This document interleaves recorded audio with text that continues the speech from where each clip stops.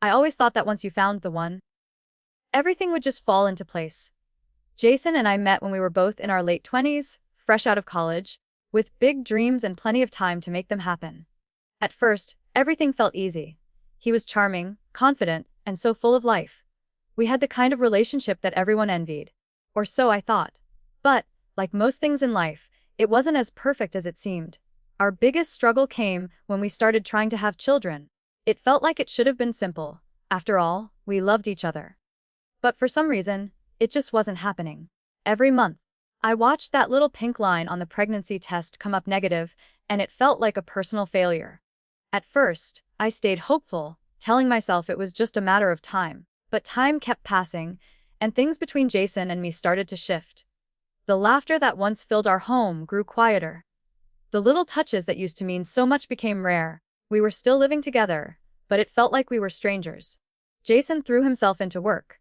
I understood, or at least I tried to.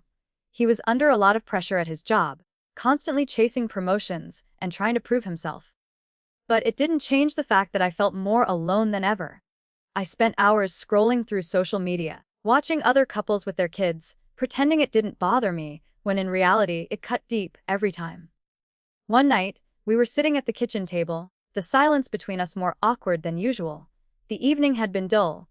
We'd eaten dinner in almost complete silence, both of us tired but not tired enough to escape the gnawing tension in the air. "Are you still planning to go to Sarah's party this weekend?" Jason asked, finally breaking the silence. I looked up at him, not sure how to respond. "I don't know. Maybe?" I shrugged, trying to sound casual, but I could feel my heart racing, like I was holding my breath, waiting for something. Jason sighed, rubbing his forehead. "You seem distant lately.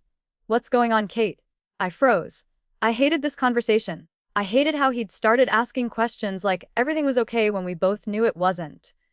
I could feel the frustration rising inside of me, but I didn't know how to voice it without sounding bitter. "I don't know, Jason. Maybe I'm just tired," I said, avoiding his eyes. "Tired of what?" He pressed, leaning forward. "Tired of me." His words hit harder than I expected. "No, not of you. Just everything, I guess." Jason leaned back in his chair, crossing his arms. "Everything? What does that mean?" I bit my lip, trying to hold back the tears that threatened to spill. "I don't even know what we're doing anymore. We've been trying for so long, and nothing's happening. You're always busy with work, and I stopped myself trying to find the right words. "I just feel alone." Jason's expression darkened. He looked at me like I was speaking a foreign language. "You've never said anything like this before." "I know," I said quietly. I didn't want to sound like I was complaining. But it's hard, Jason. It's hard pretending everything is fine when it's not. When we're not. We're not what? Jason interrupted, frustration evident in his voice. "We're not perfect. Is that what you're saying?"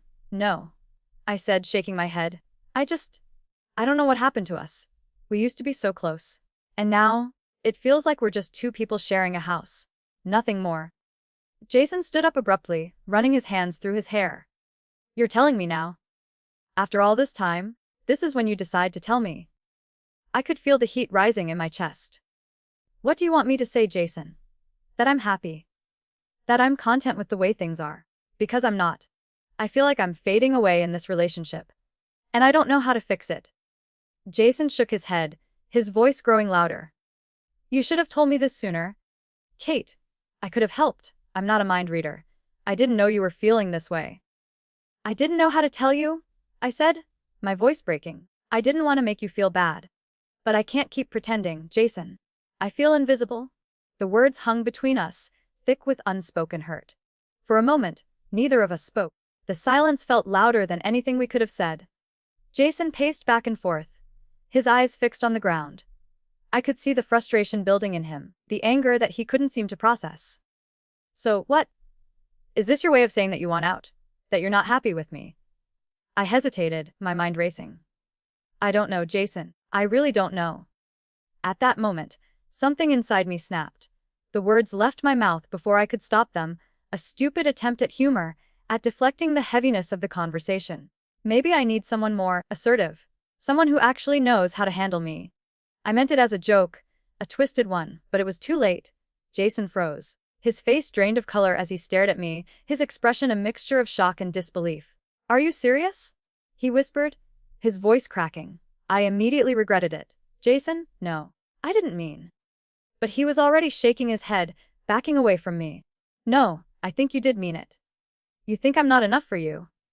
That I can't handle you? Is that what you're saying? I wanted to apologize, to explain, but I couldn't find the words. The damage was done. He stormed out of the room, leaving me standing there, feeling more alone than I ever had before. The days after that argument felt like they stretched on forever. Jason barely spoke to me. When he did, it was cold, distant. Like he was walking on eggshells around me. I could feel the wall between us growing higher with each passing day, and I didn't know how to tear it down. I tried to apologize, tried to explain that I didn't mean what I'd said, but every time I opened my mouth, the words felt hollow. The damage was already done. I spent most of my time at home alone, replaying the conversation in my head, trying to figure out where things went wrong. I couldn't stop thinking about the look on his face when I said what I said. That mixture of hurt, disbelief, and anger, it haunted me. I had never seen him like that before. And I hated myself for making him feel that way. But the more I thought about it, the more I realized I wasn't just angry with Jason. I was angry with myself, too. I was angry for letting things get this far, for letting us drift apart without doing anything about it. We were two strangers sharing a life, and I didn't know how to get back to where we were. The thought of everything falling apart felt suffocating. But still, I couldn't help but wonder, was I really unhappy? Or was I just frustrated with the situation? The one thing I couldn't control. And why had I said that stupid thing about needing someone more assertive? I tried to reach out to him again the next evening. It was the first time since the argument that I felt like he wasn't just avoiding me. Jason was sitting on the couch, his laptop open in front of him. He wasn't working, though. I could tell by the way he was staring at the screen blankly, like he was lost in thought. I took a deep breath and walked into the living room. Jason? I said softly, my voice trembling a little. Can we talk? He looked up at me, his face unreadable. What's there left to say, Kate? He replied, his tone harsh but resigned. You've already said it. I swallowed hard, my heart pounding in my chest. I didn't mean it, Jason. I swear, I was just trying to make light of everything. I didn't want to hurt you. Don't. He cut me off, his voice low but firm. Don't try to make this okay. You said what you said. I can't just forget that. I felt a pang of guilt. I knew he was right. You can't just erase something like that, no matter how much you wish you could. I'm sorry. I whispered, my eyes welling up with tears. I really am. But I don't know what to do. I don't know how to fix this. Jason didn't respond. He just stared at the laptop again, his jaw clenched. The silence between us felt suffocating, like we were both holding our breath, afraid to say the wrong thing. I wanted to reach out to him, to take his hand and tell him I was still here, still his. But something in me held back, something that told me it might not be enough anymore. I wasn't sure if anything I said could make him believe me. Finally, he spoke again. You think I'm just gonna forget that? You think I can just pretend you didn't say what you said? His voice cracked a little, and I could see the hurt behind the anger. I don't know what you want from me, Kate. You say you're sorry, but I don't know if I believe you. I was crying now, the tears falling without warning. I'm sorry. I don't know what's wrong with me. I feel like I'm losing myself. I feel like I'm losing us. But I don't know how to fix it, Jason. I don't know how to make things right. Jason stood up, walking toward me slowly. He didn't touch me, though. He just looked at me with that same distant expression, like he didn't recognize me anymore. I don't know if you can fix it, he said quietly. I don't know if I can believe you when you say you're sorry. It's not just what you said. It's everything. I've been trying to hold on, trying to make things work. But it feels like you're slipping away from me. And I don't know if I can keep chasing you, Kate. I don't know if I can keep doing this. The words hit me like a ton of bricks.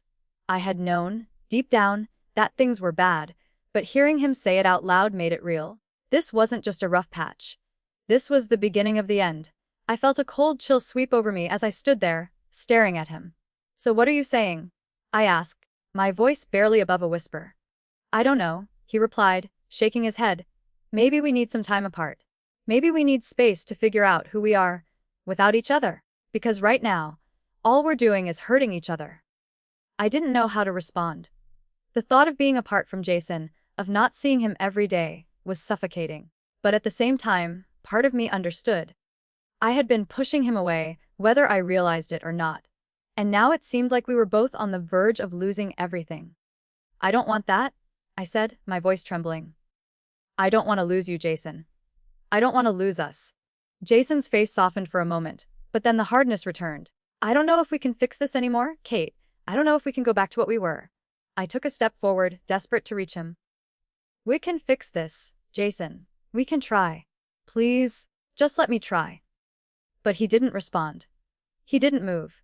The space between us had grown so vast that I didn't know if I could ever cross it again. The days after that conversation blurred into a haze of awkward silences and half-hearted attempts to pretend nothing was wrong. Jason was still here, physically, but emotionally, he had already checked out. I could feel it every time he walked past me without a glance, every time he came home late, barely acknowledging my presence. It hurt. I hated what we were becoming, but I couldn't figure out how to change it. I'd said things I couldn't take back, and Jason seemed like he was waiting for me to fix it. But I didn't even know where to begin. I spent most of my time at home alone, replaying our conversations in my head, trying to figure out where things went wrong. I couldn't help but think about the one thing I'd said that changed everything. When I joked about needing someone more assertive. That one careless comment had cut through everything we'd built, and now, here we were, barely speaking. I had no one to talk to. I didn't want to burden my friends with my problems, and Jason had already made it clear that he didn't want to hear it. So, I spent my days lost in my own thoughts, drowning in the guilt that gnawed at me. And the more I thought about it, the more I realized how much I wanted to feel wanted again. How much I needed someone to look at me the way Jason used to. I was craving attention, affection, anything to fill the emptiness that had settled in my chest. I guess that's why I started noticing him. Alex. I'd seen him around before. Jason's friend, one of his coworkers, someone I'd met a few times at social gatherings. He was always so confident, so sure of himself. He had this magnetic energy about him that made people gravitate toward him. I noticed the way he laughed easily, how he didn't seem to carry the weight that Jason did, how he made everyone around him feel alive. It was like he was the opposite of Jason, in all the ways that mattered. I didn't mean for it to happen. I didn't want to hurt Jason, but somewhere, deep down, I was looking for an escape, for something that could fill the void. I never intended to fall into this, but it happened.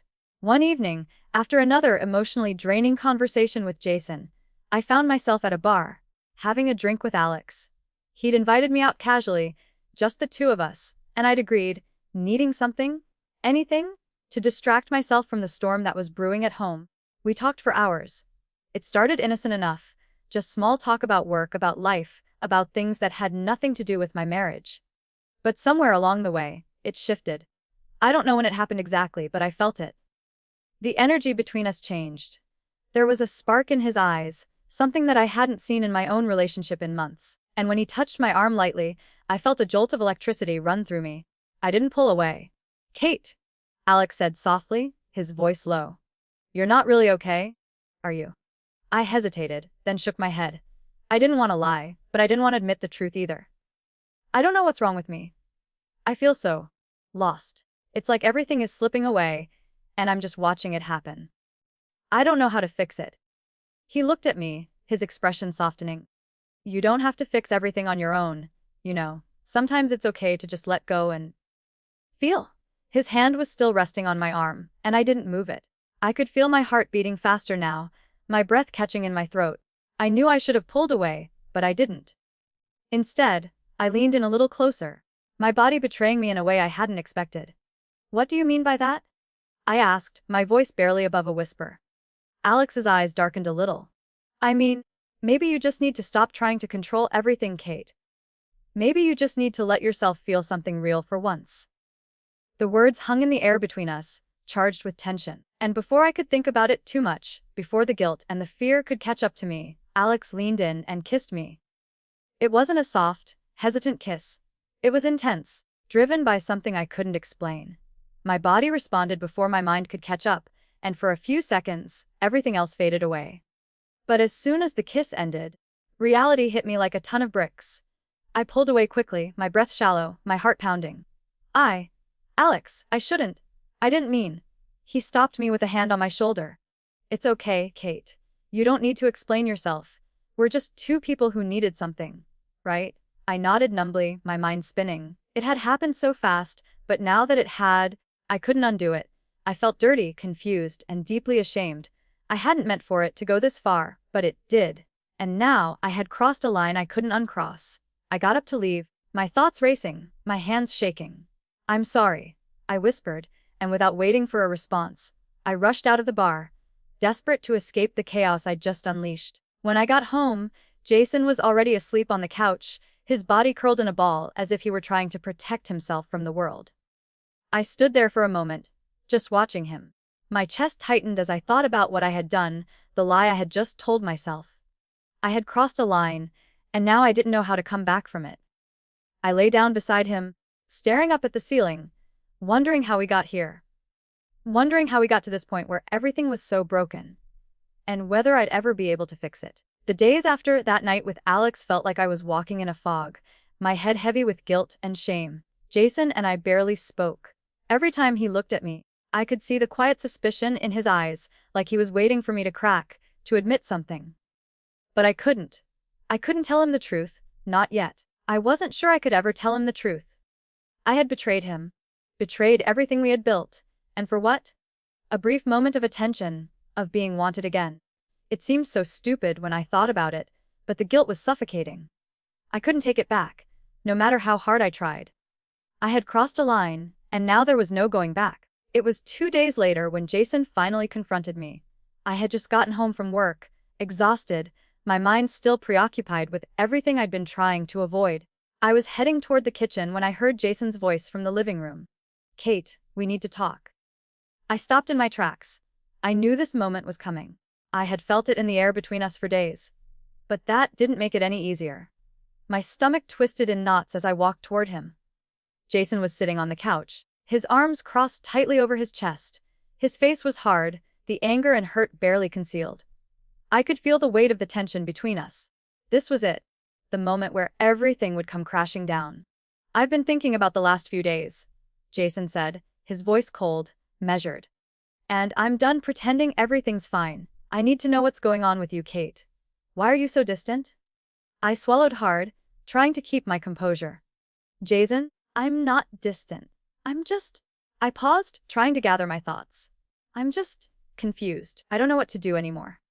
He looked at me, his eyes narrowing. "Confused about what? You keep pushing me away, and I don't know why. I don't know what happened to the woman I married, Kate. You're not the same." His words hit me like a punch to the gut. I wanted to tell him everything, to confess what I'd done, but I couldn't. I wasn't ready to face the reality of it all. "I don't know what to say, Jason. I've just been struggling. I don't feel like I'm the same person anymore, okay? I don't feel like I'm the person you fell in love with." Though Jason's face softened, but only slightly. "Is that it? Is that all this is? You feel lost, so you just shut me out?" His voice wavered, like he was fighting to hold himself together. And I could feel it. His pain, his frustration. It was impossible to ignore. But there was something else in his eyes, something I couldn't quite read. It was like he already knew there was more to the story. "Jason," I started, my voice cracking. "I didn't mean to hurt you. I swear I didn't. But I've felt invisible, like you don't even see me anymore. Like nothing I do is enough. And I said things I didn't mean. I don't know why I said them. I don't know, Jason. I'm lost." There was a long pause, and then Jason stood up. His movements were slow, deliberate, like he was trying to process everything. "So, this is about you feeling invisible?" he asked, his voice low. "You think you can just say things like that and not have any consequences?" I flinched, the truth of his words sinking in. "I know I messed up, okay? But I didn't mean for any of this to happen. I never wanted to hurt you." He walked past me, heading toward the kitchen, and I followed him, desperate to fix this, desperate to find a way back to what we had. But deep down, I knew it was too late. "I don't think you understand, Kate," Jason said, his back turned to me as he opened the fridge. "You think this is just about one stupid comment, one thing you said. But it's not. It's about everything that's been building up. It's about how you've been slipping away from me for months, and I've just been trying to catch up. I'm tired, Kate. I'm tired of feeling like I'm the only one trying to make this work." His words cut through me, each one like a dagger. I wanted to apologize, to beg him to understand. But all I could do was stand there, my hand shaking. I don't want to lose you, I said finally, my voice barely above a whisper. I don't want to lose us. Jason turned to face me, his face pale, his eyes cold. Then why did you let it go this far? Why did you let us fall apart? Why did you sleep with someone else, Kate? What was that about? The words hit me like a slap to the face. I froze, my heart pounding in my chest. How did he know? My eyes widened in shock, and I felt the blood drain from my face. Jason had seen something. He must have seen something. Maybe a message, a sign, something that gave it away. He didn't wait for me to respond. I don't know what happened to us, Kate, but I can't keep doing this. I can't keep pretending that everything is fine when it's not. I can't keep pretending I don't know what you did. My knees felt weak. The guilt, the shame, the betrayal, it all rushed to the surface at once, choking me. I opened my mouth to speak, but no words came. Jason, He cut me off, his voice quiet but firm. No. You don't get to explain yourself now. Not after everything. You've already made your choice. Tears started streaming down my face. I felt broken. Like everything I'd worked so hard to hold together had shattered in an instant. But the truth was, I had broken it myself. I had made the choice, and now, I had to live with it. I whispered, my voice barely audible. I never wanted to lose you. Jason stared at me for a long moment, his eyes full of pain. Then, without another word, he turned and walked out of the room, leaving me standing there, shattered and alone.